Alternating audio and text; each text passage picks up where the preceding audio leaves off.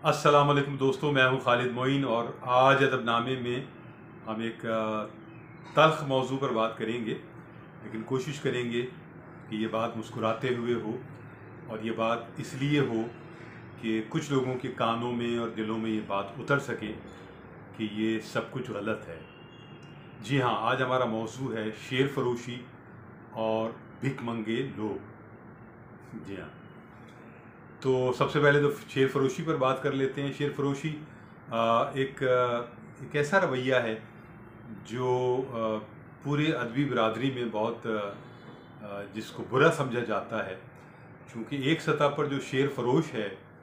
वो अपने घटिया दर्जे के शेर जो है वो कुछ पैसों के एवज़ बेच देता है, और जो ख़रीदने वाला होता है वो बहुत कम पैसों के एवज़ घटिया दर्जे के शेर, गज़लें और नज़में ख़रीद लेता है। क्योंकि अगर शेर फरोश जो है वो कोई आला दर्जे का शायर हो, कोई मशाक शायर उन मानों में हो कि उसकी कोई इज़्ज़त हो अदबी बिरादरी में, उसका कोई असलूब हो, तो वो ज़ाहिर है कि कभी भी ये काम नहीं करेगा। कोई भी साहिब असलूब शायर या साहिब लहजा शायर शेर फ़रोख्त नहीं कर सकता, क्योंकि फिर उसका असलूब और लहजा पहचाना जाएगा। तो ये बहुत ही घटिया दर्जे के लोग होते हैं जिनको ये ज़ाम होता है कि वो उस्ताद हैं और वो बहुत मशाक हैं, लेकिन उनकी शेर की कदर व कीमत नहीं होती, ना वो शेर व अदब में उनकी कोई ख़ास पहचान होती है। तो लिहाजा वो इस घटियापन पर उतर आते हैं और अपने शेर जो हैं वो चाहे जिस दर्जे के भी हों, वो ऐसे लोगों को फ़रोख्त करते हैं जो ख़ुद सिरे से तख्लीक़ कार ही नहीं होते। ये शेर ख़रीदने के लिए मंडी एक लगती है, इसमें बाहर भी लोग बैठे हुए हैं, ख़वातीन हज़रात, पाकिस्तान में भी लोग बैठे हुए हैं, ख़वातीन और हज़रात, जिन्हें शौक़ होता है कि वो अदबी बिरादरी में शामिल हो जाएं, और वो इसलिए शामिल होते हैं कि शोहरत कमाएं और इज़्ज़त कमाएं। लेकिन ज़ाहिर है कि शोहरत और इज़्ज़त जो है वो किसी फ़न में भी उसी वक्त हासिल होती है जब आप एक फ़न में रियाज़ करते हैं, एक फ़न को वक्त देते हैं, उसमें समझते हैं, उसको सीखते हैं, उसमें अपना इनपुट डालते हैं। तो ये चीज़ बड़ी एक वक्त मांगती है। और आप जिस शहर में भी होते हैं, जिस मुल्क में भी होते हैं, आपको हमा वक्त परखा जा रहा होता है कि आपकी गुफ्तगू का मेयार क्या है, आपके मुताल्ले का मेयार क्या है, आपका शेर पढ़ने का अंदाज़ क्या है, आप मिसरे को वज़न में पढ़ सकते हैं या नहीं पढ़ सकते, आप मुश्किल बहरों में किस तरह मिसरे की तरतीब रखते हैं, और कौन सी लफ्ज़ियात हैं जो आप इस्तेमाल कर रहे हैं, आपका तलफ़्फ़ुज़ कैसा है। तो आप कितना भी बन सवर लें, कितना भी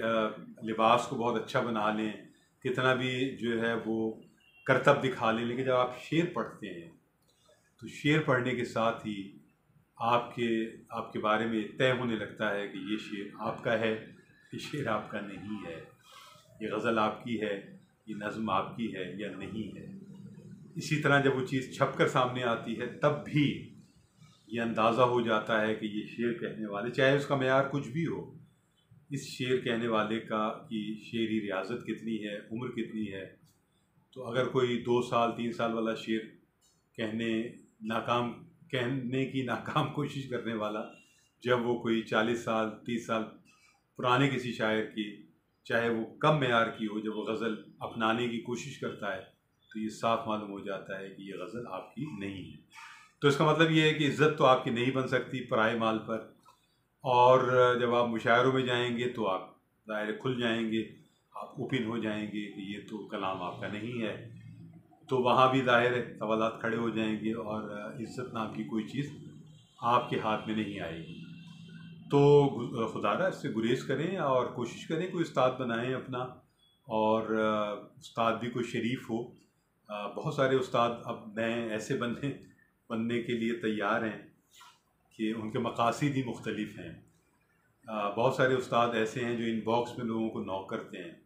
और उनसे पूछते हैं कि आपको कुछ ज़रूरत तो नहीं है उस्ताद की, और आप तो बड़ी हसीन हैं, आप तो बड़ी खूबसूरत हैं, आप तो बड़े पैसे वाले हैं, आपका तो बड़ा नाम है, तो हमारी खिदमत हाजिर हैं, हम उस्ताद की सूरत। ये उस्ताद वो होते हैं जो कोई फ़न सिखाने वाले लोग नहीं हैं, ये इंतहाई चपड़ कनाती किस्म के लोग हैं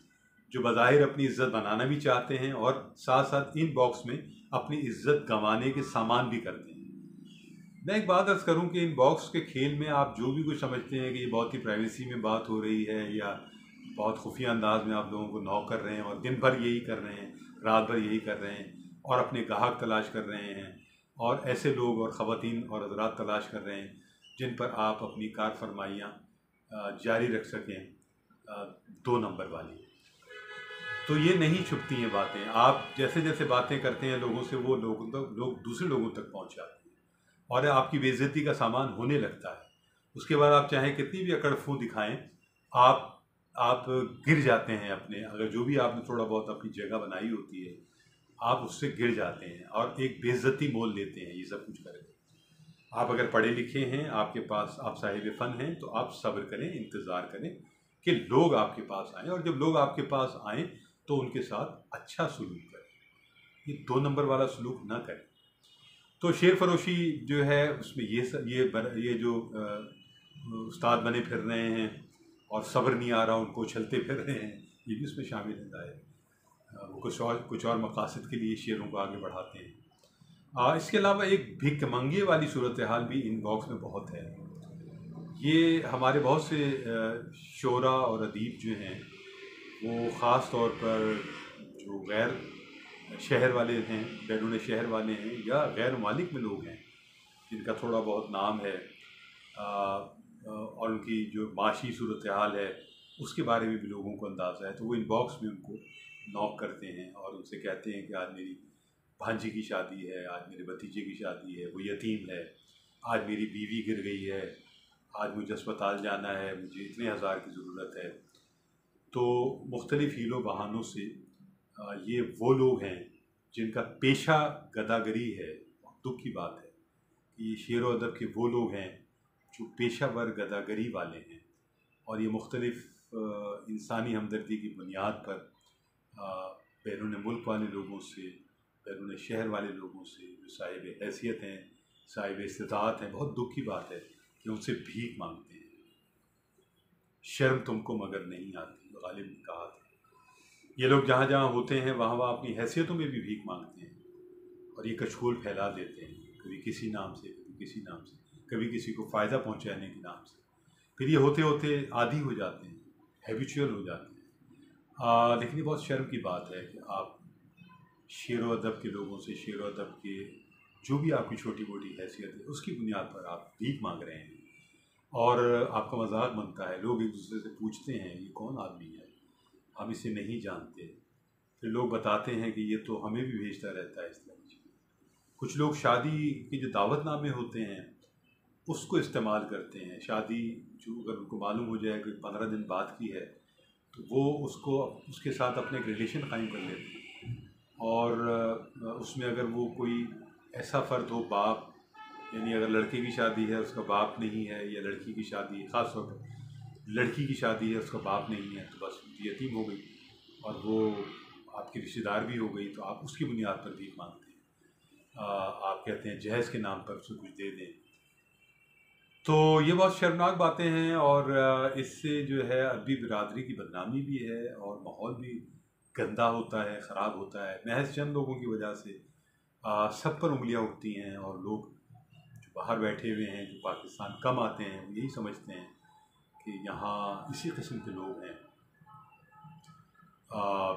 ये ठीक है कि आप किताब छापते हैं, उसके नाम पर आप पैसे लेते हैं, तो चलो ठीक है कि आप थोड़ा ज़्यादा मुनाफा कमाते हैं क्योंकि डॉलर्स और पाउंड में कमा रहे हैं। आप तकरीब करा देते हैं, आप उसकी बुनियाद पर तकरीब कराना भी एक यहाँ पैसा कमाने का फ़न है और इसे भी बहुत से लोग इख्तियार करते हैं। मगर मैं समझता हूँ कि ठीक है, बाहर से जो लोग आते हैं वो अपनी नामवरी चाहते हैं और एक अच्छी तकरीब चाहते हैं, तो कोई आदमी अगर इवेंट मैनेजमेंट की तरह अगर कोई तकरीब अरेंज करता है, सदर अरेंज करता है, मेहमान खुसूसी और स्पीकर्स को और किताब भी फैलाता है और लोग भी बुलाता है, तो मैं समझता हूँ चलिए ठीक है कि उसकी इतनी मेहनत के बाद उसको कुछ पैसे अगर 10-20 हज़ार ज़्यादा मिल रहे हैं तो चलिए उसकी मेहनत है। लेकिन ये बग़ैर मेहनत के भीख मांगने का जो तरीक़ा है और कुछ आगे करने का या दस्त तलब आगे करने का, ये बहुत ख़राब है, तो इससे जिस हद तक बचा जा सके बचे, और बाहर के लोग भी ये समझें और जानें कि क्या जेन्युइन है, क्या नॉन जेन्युइन है। बस यही मुझे इजाज़त दीजिए। अपना और अपने अहबाब का ख्याल रखिएगा। शेर द पाइंदाबाद, पाकिस्तान जिंदाबाद। खालिद मोइन को इजाज़त दीजिए। खुदा हाफिज़ नासिर।